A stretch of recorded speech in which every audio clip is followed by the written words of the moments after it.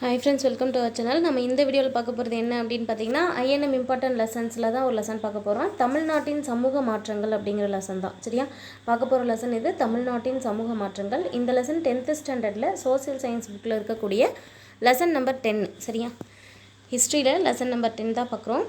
இதில் இந்த லெசனை பார்க்குறது மூலம் நமக்கு என்னென்னலாம் தெரிஞ்சுக்க போகிறோம் அப்படின்னு பார்த்தீங்கன்னா, நவீன தமிழ்நாட்டின் சமூக மாற்றங்களை குறித்த அறிவை பெறுதல். சரியா, இப்போ இருக்கக்கூடிய நவீன தமிழகத்தில் என்னென்ன சமூக மாற்றங்கள் ஏற்பட்டது அப்படிங்கிறதையும், தமிழ்நாட்டின் பல்வேறு சமூக சீர்திருத்த இயக்கங்களை பற்றியும் தெரிஞ்சுக்கலாம். அதே போல் சமூக சீர்திருத்தவாதிகளுடைய கருத்துக்கள் என்னென்ன அப்படிங்கிறத நம்ம இந்த பாடம் மூலமாக புரிஞ்சுக்க முடியும். சரியா, அறிமுகமில் என்ன கொடுத்துருக்காங்க அப்படின்னு பார்த்தீங்கன்னா, 18ஆம் நூற்றாண்டின் பிற்பாதியில் ஐரோப்பியர்கள் இந்திய துணைக்கண்டத்தின் மீது தங்கள் அரசியல் அதிகாரத்தை நிறுவினர் அப்படின்னு கொடுத்துருக்காங்க.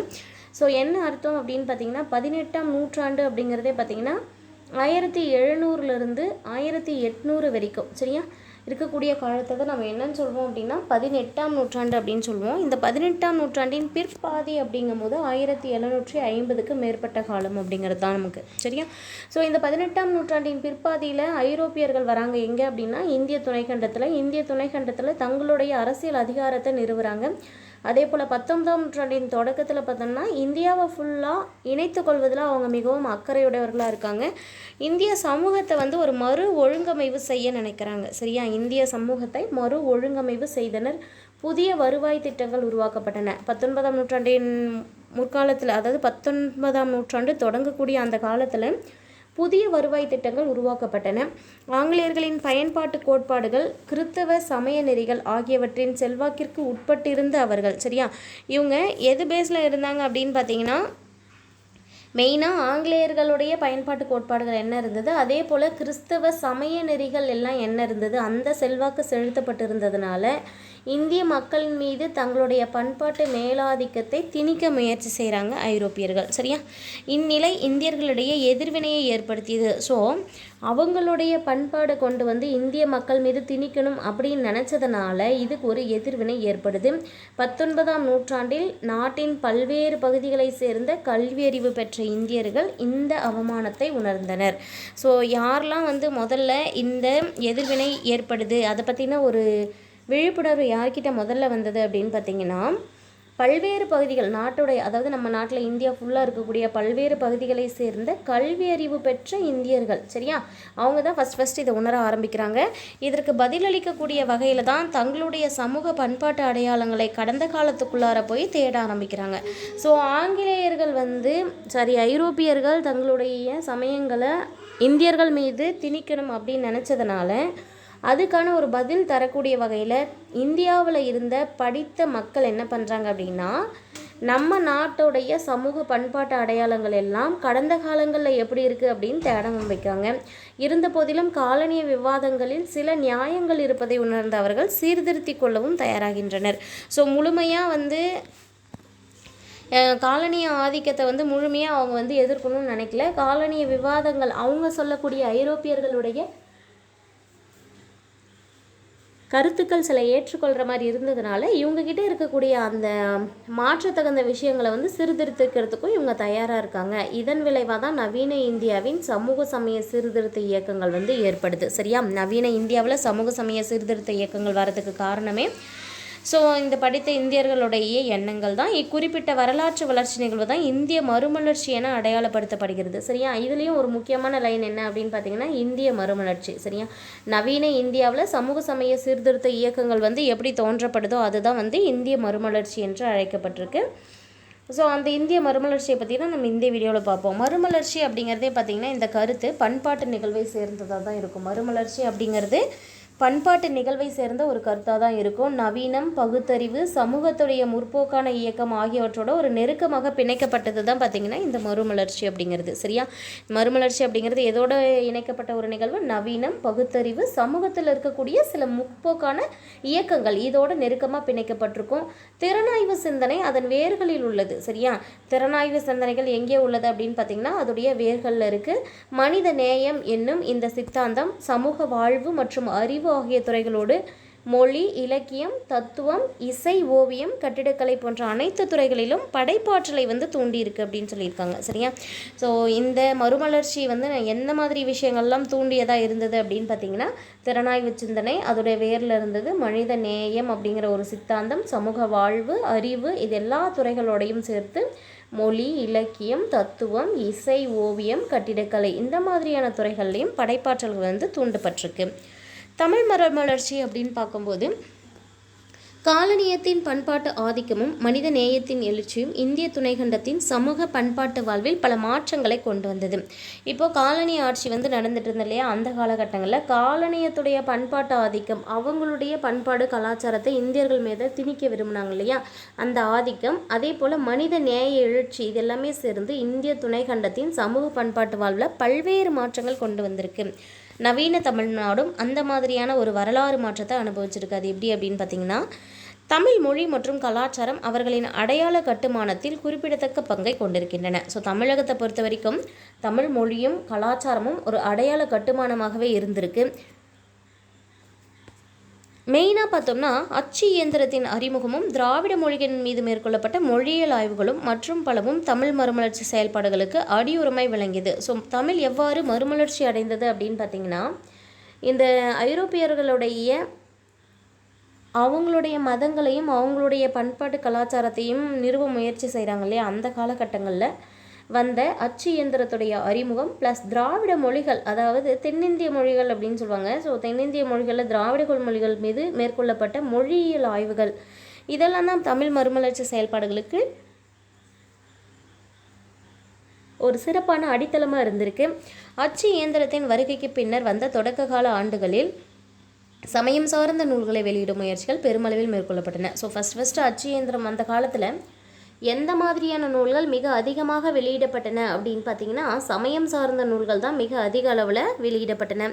நாளடைவில் காலம் போக போக படிப்படியாக நிலைமையில் மாறி சமய சார்பற்ற மற்ற நூல்களும் சரியா வெளிவர ஆரம்பித்தது. ஃபஸ்ட்டு ஸ்டார்டிங்கில் இருந்தது எல்லாமே வந்து இந்த சமய நூல்கள் தொடர்பாக தான் அதிகமாக வெளியிடப்பட்டு இருந்தது அப்படின்னு சொல்லியிருக்காங்க. அடுத்து பார்த்திங்கன்னா, அச்சு தொழில்நுட்பத்துடைய வருகையை பற்றி கொடுத்துருக்காங்க பாருங்கள்.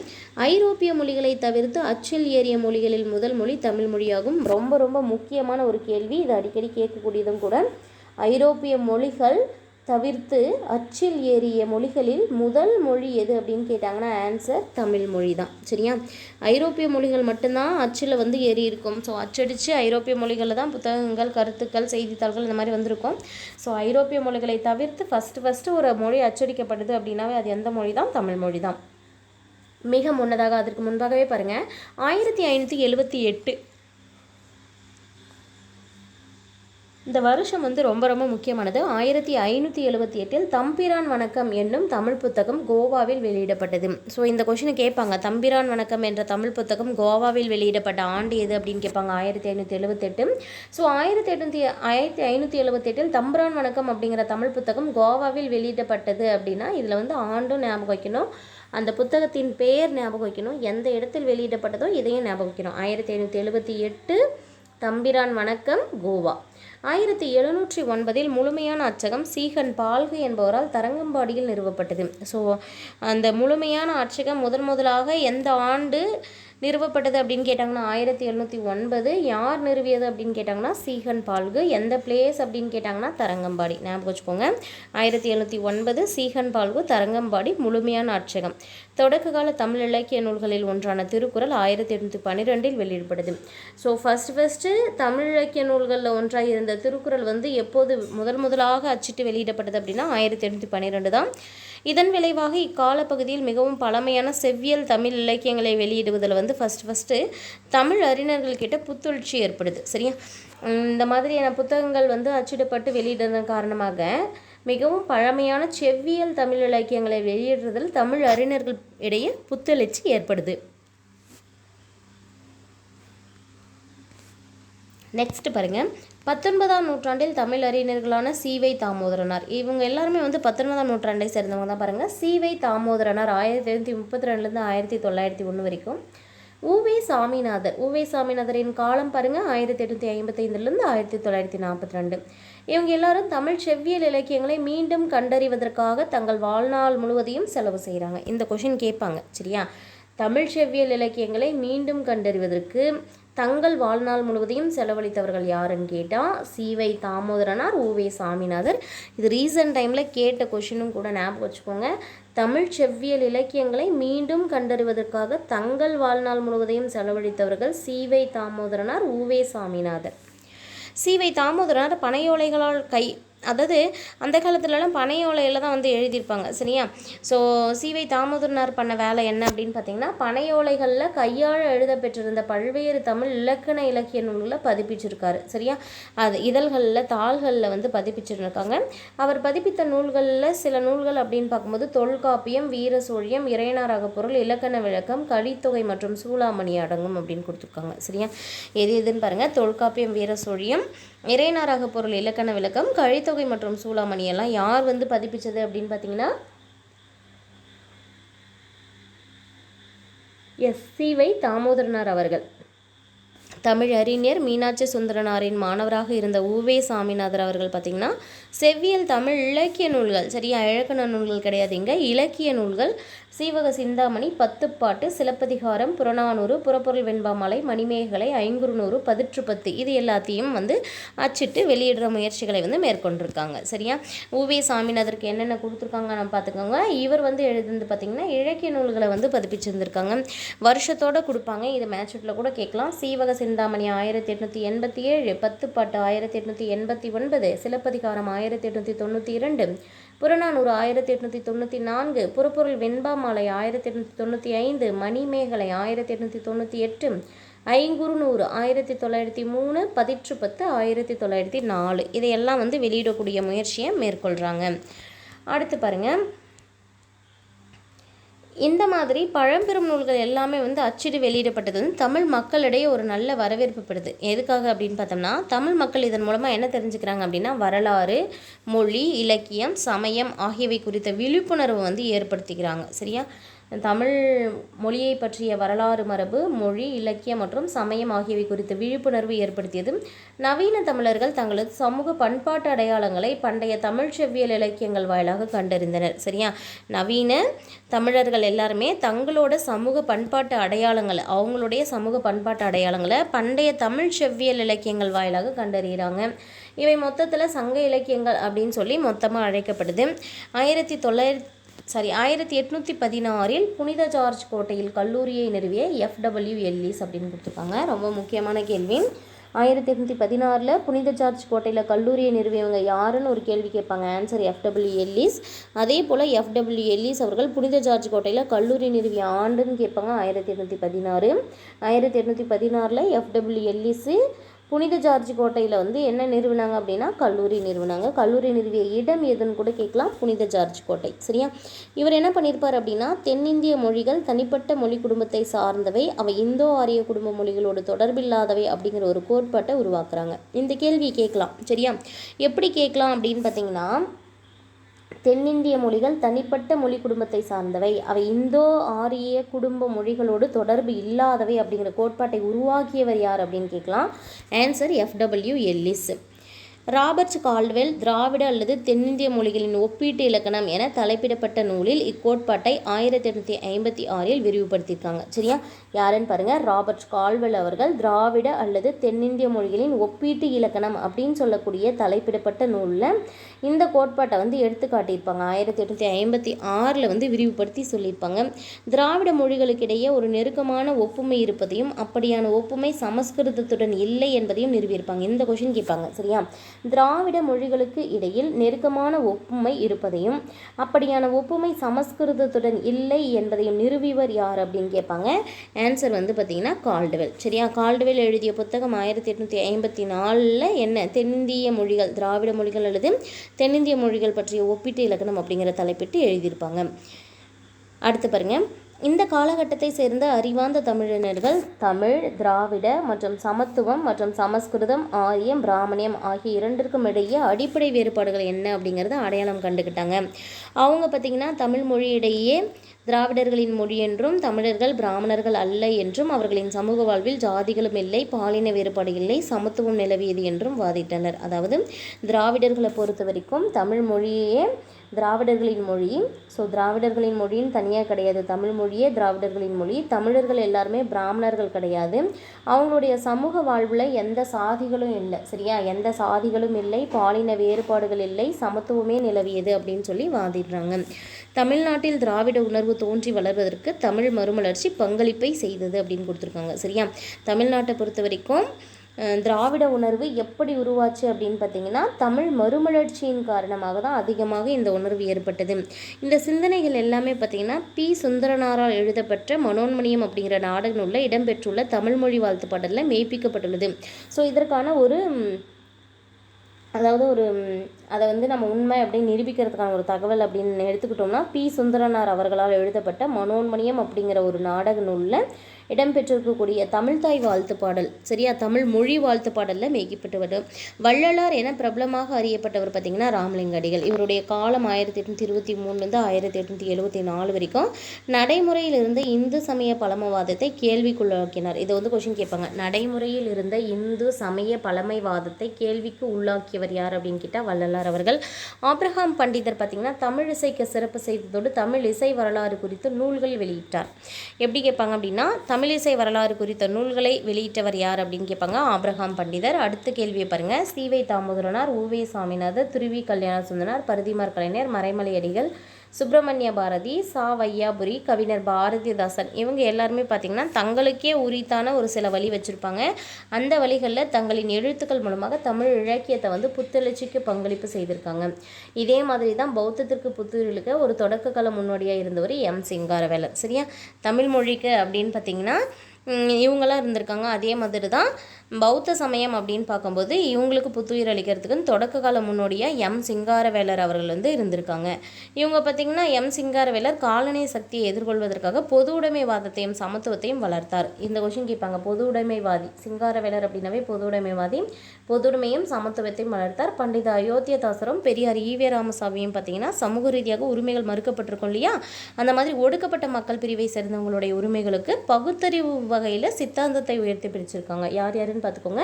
பெரியார் மற்றும் அயோத்தியதாச பண்டிதர். பெரியார் ஈவே ராமசாமி அவர்களும் அயோத்தியதாச பண்டிதர் அவர்களும் தான் சமூக ரீதியாக உரிமைகள் யாருக்கெல்லாம் மறுக்கப்பட்டிருக்கு, அதே போல் ஒடுக்கப்பட்ட மக்கள் ஒதுக்கப்பட்ட மக்கள்லாம் யாரெல்லாம் இருக்காங்களோ அந்த பிரிவை சேர்ந்த மக்களுக்கு உரிமைகளுக்காக பகுத்தறிவு சித்தாந்தத்தை உயர்த்தி பிடித்தனர். பரிதிமார் கலைஞர் அப்படின்னு பார்த்தீங்கன்னா வி.கோ. சூரியநாராயண சாஸ்திரி தான் பெயர் மாற்றத்திற்கு பிறகு பரிதிமார் கலைஞர் என்று அழைக்கப்பட்டார். வி.கோ. சூரியநாராயண சாஸ்திரி பார்த்திங்கன்னா மதுரைக்கு பக்கத்தில் பிறந்தவங்க தான். சென்னை கிறித்துவ கல்லூரியில் தமிழ் பேராசிரியராக பணியாற்றிருக்காங்க. முக்கியமானது, சென்னை கிறித்துவ கல்லூரியில் தமிழ் பேராசிரியராக பணியாற்றியவர். தமிழின் மீது சமஸ்கிருதம் கொண்டிருந்த செல்வாக்கை அடையாளம் கண்ட தொடக்க கால தமிழறிஞர்களில் ஒருவர். ஸோ இந்த கேள்வி கேட்பாங்க. தமிழ் மீது சமஸ்கிருதம் கொண்டிருந்த செல்வாக்கை அடையாளம் கண்ட தொடக்க கால தமிழறிஞர்கள் ஒருவர் யாருன்னு கொடுத்துட்டு ஆப்ஷனில் கொடுத்துருப்பாங்க பரிதிமார் கலைஞர் அப்படின்னு சொல்லிட்டு.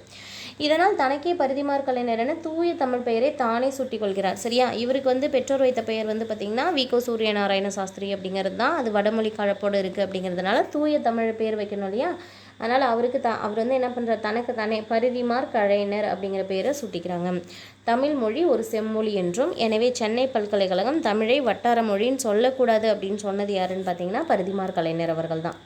அதுவும் பாருங்கள், இந்த இடத்துல கொடுத்துருப்பாங்க. தமிழ் மொழி செம்மொழி, சென்னை பல்கலைக்கழகம் அது ஒரு வட்டார மொழி அப்படின்னு சொல்லக்கூடாது அப்படின்னு சொல்லிட்டு ஃபஸ்ட்டு வாதாடினவர் இவர் தான். மேற்கத்திய இலக்கிய மாதிரிகள் மீது இவர் கொண்டிருந்த தாக்கத்தின் விளைவாக 14 வரி செய்யுள் வடிவத்தை தமிழுக்கு அறிமுகம் செய்தார். இது முக்கியமான கேள்வி. சரியா, எப்படி கேட்பாங்க அப்படின்னா 14 வரி செய்யுள் வடிவத்தை தமிழுக்கு அறிமுகம் செய்தவர் யார் அப்படின்னா பரிதிமார் கலைஞர். இவர் என்ன பண்ணியிருக்கார் அப்படின்னா நாவல்களையும் நாடகங்களையும் அதிக எண்ணிக்கையிலான அறிவியல் கட்டுரைகளையும் எழுதியிருக்காங்க. நாவல்கள் எழுதியிருக்காங்க, நாடகங்கள் எழுதியிருக்காங்க, அதிக அளவிலான அறிவியல் கட்டுரைகளும் எழுதியிருக்காங்க. ஆனால் வருந்தத்தக்க முறையில் பார்த்திங்கன்னா இவர் வந்து தன்னுடைய வயது 33 ஆண்டுகள் மட்டும்தான் நிறைவு பெற்றிருக்கோம். இளம் வயதிலே இயற்கை எழுதியிருப்பாங்க. நெக்ஸ்ட்டு பார்த்திங்கன்னா மறைமலை அடிகள் பற்றி கொடுத்துருப்பாங்க. இவரும் ரொம்ப முக்கியமானவர் தான். மறைமலை அடிகள் பார்த்திங்கன்னா தமிழ் மொழியியல் தூய்மைவாதத்தின் தந்தை என்றும் தனித்தமிழ் இயக்கத்தை, அதாவது தூய தமிழ் இயக்கத்தை தான் தனித்தமிழ் இயக்கம்னு சொல்கிறாங்க. ஸோ தனித்தமிழ் இயக்கத்தை உருவாக்கியர் எனவும் கருதப்படுகிறார். 2 விஷயம் இந்த லைன்லேயே கொடுத்துருவாங்க பாருங்கள். மறைமலை அடிகளை பொறுத்த வரைக்கும் தமிழ் மொழியியல் தூய்மைவாதத்தின் தந்தை, அதே போல் தனித்தமிழ் இயக்கத்தை உருவாக்கியவர். இந்த 2மே யாருன்னு பார்த்தீங்கன்னா மறைமலை அடிகள். சங்க இலக்கியங்களான பட்டினப்பாலை, முல்லைப்பாட்டு ஆகியவற்றிற்கு விளக்க உரை எழுதியுள்ளார். சரியா, மறைமலை அடிகள் எந்த 2 இலக்கிய நூல்களுக்கு சங்ககாலத்து நூல்களுக்கு உரை எழுதியிருக்காங்க அப்படின்னா பட்டினப்பாலையும் முல்லைப்பாட்டு அப்படிங்கிற 2 நூலுக்கும் விளக்க உரை எழுதியிருக்காங்க. இவர் இளைஞராக இருக்கும்போது சித்தாந்த தீபிகை அப்படிங்கிற பத்திரிகையில் பணிபுரிந்தார். மறைமலை அடிகள் பணிபுரிந்த பத்திரிகை எது அப்படின்னு கேட்டால் ஆன்சர் சித்தாந்த தீபிகை. பின்னர் சென்னை கிறித்துவ கல்லூரியில் தமிழாசிரியராக பல ஆண்டுகள் பணியாற்றிருக்காங்க. சரியா, இதே சேம் சென்னை கிறித்துவ கல்லூரியில் தான் பரிதிமார் கலைஞரும் இருந்திருப்பார். சென்னை கிறித்துவ கல்லூரியில் தமிழாசிரியராக பல்வேறு ஆண்டுகள் மறைமலை அடிகள் பணியாற்றிருக்காங்க. பிராமணர் அல்லாதோர் இயக்கத்தின் மீது பற்று கொண்டவர். சரியா, இவர் பார்த்திங்கன்னா மறைமலை அடிகளுக்கு எந்த இயக்கத்தின் மீது பற்று இருந்தது அப்படின்னா பிராமணர் அல்லாதோர் இயக்கத்தின் மீது பற்று கொண்டார். அவருடைய ஆசிரியர்களாக இருந்த பி. சுந்தரனார், சோமசுந்தர நாயக்கர் ஆகிய இருவரும் இவருடைய வாழ்க்கையில் முக்கிய செல்வாக்கு செலுத்தினர். மறைமலை அடிகளுடைய வாழ்க்கையில் முக்கியமான செல்வாக்கு செலுத்தியவங்க 2 பேர் யாருன்னு பார்த்தீங்கன்னா பி. சுந்தரனார், சோமசுந்தர நாயக்கர். இவங்க 2 பேரும் தான். சரியா, மறைமலை அடிகளை பொறுத்த வரைக்கும் நம்ம முக்கியமாக பார்க்கக்கூடிய ஒரு கண்டென்ட் என்ன அப்படின்னு பார்த்தா தனித்தமிழ் இயக்கம். தூய தமிழ் வார்த்தைகளை தான் பயன்படுத்தணும், சமஸ்கிருதத்தில் பயன்படுத்தக்கூடாது.